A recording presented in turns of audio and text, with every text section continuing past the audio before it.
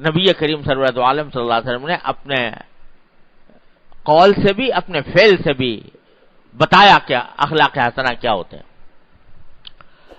تو پہلے ذرا یہ سمجھ لیجئے کہ اخلاق کے حسن اخلاق کا مطلب کیا ہے، جس کے لیے سرکار دو عالم صلی اللہ علیہ وسلم تشریف لائے اور جس کی اتنی تاکید فرمائی اور جس کو میزان عمل میں سب سے زیادہ وزنی عمل قرار دیا. کیا ہے وہ حسن اخلاق؟ ایک حسن اخلاق وہ ہے جو آج کل کی دنیا میں عام طور سے جس کو حسن اخلاق کہا جاتا ہے. کیا کہ بھائی کسی سے ملاقات ہوئی تو مسکرا کر مل لیے، اچھی اچھی میٹھی میٹھی باتیں کر لیں، وغیرہ وغیرہ. اس کو لوگ سمجھتے ہیں کہ یہ حسن اخلاق ہے.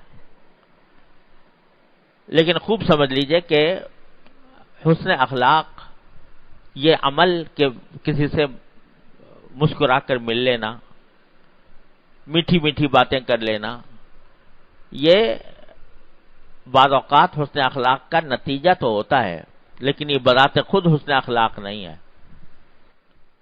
آپ مسکرا کر مل رہے ہیں کسی سے اور دل میں بغض بھرا ہوا ہے، اس کے خلاف حسد بھرا ہوا ہے، تو یہ بظاہر تو آپ نے مسکرا دیے اور اس کے بعد میٹھی میٹھی باتیں کر لی، اس کی تعریف بھی کر دی، اس کا دل بھی خوش کر دیا، لیکن اندر دل میں حسد بھرا ہوا ہے، بغض بھرا ہوا ہے، کینہ بھرا ہوا ہے. تو یہ تو ایک طرح کی منافقت ہے، یہ حسن اخلاق نہیں ہے. یہ جو چیز ہوتی ہے کہ کسی کے ساتھ کسی خاص طریقے سے مل لیے، مسکرا کر مل لیے، اچھی باتیں کر لیں، یہ سلوک ہے، حسن سلوک. لیکن حسن سلوک وہی کارآمد ہے اللہ تعالیٰ کے ہاں جو حسن اخلاق کے نتیجے میں ہو. اگر اخلاق خراب ہے تو اللہ کے ہاں وہ حسن سلوک معتبر نہیں. بات ذرا گہری سی ہے لیکن سمجھنے کی ہے کہ حسن اخلاق جس کو شریعت میں اور دین میں جس کو حسن اخلاق کہا گیا ہے، وہ اخلاق یہ منہ سے اور زبان سے اور آنکھوں سے اور ہاتھوں سے نہیں ہوتے. اخلاق اندر کی چیز ہے، دل کی چیز ہے، باطن کی چیز ہے. باطن کے اندر اخلاق اچھے پیدا ہوتے ہیں تو پھر ان کا اثر اعضاء و جوارح پر ظاہر ہوتا ہے. تو اصل چیز باطن ہے. باطن کے اندر اچھے اخلاق پیدا ہو جانا، اچھی صفات پیدا ہو جانا، اچھے عادتیں پیدا ہو جانا. اس کی مثال یوں سمجھو کہ اچھے اخلاق کیا ہیں؟ اچھے اخلاق ہیں مثلا دل میں لوگوں کی خیر خواہی. خیر خواہی، خیر خواہی کے کیا معنی؟ اچھا چاہنا، بھلا چاہنا دوسروں کا. یہ دل میں پیدا ہوتی ہے، یہ خواہش، یہ صفت دل میں پیدا ہوتی ہے کہ دل میں آدمی کی یہ بات ہوتی ہے کہ میں جتنے اللہ کی مخلوق ہے سب کے ساتھ سب کے لیے بھلا چاہتا ہوں. یہ جب خواہش پیدا ہوتی ہے دل میں اور یہ صفت پیدا ہوتی ہے تو پھر اس کا نتیجہ یہ ظاہر ہوتا ہے کہ آدمی کسی کے ساتھ حسن سلوک کرتا ہے، کسی کے ساتھ کسی کی مدد کرتا ہے، کسی کی تعریف کرتا ہے، لوگوں کے درمیان لڑائی ہو رہی ہے تو اس میں مصالحت کراتا ہے.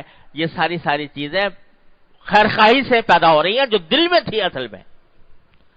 تو حسن خلق وہ اندر پائی جانے والی خیرخواہی ہے.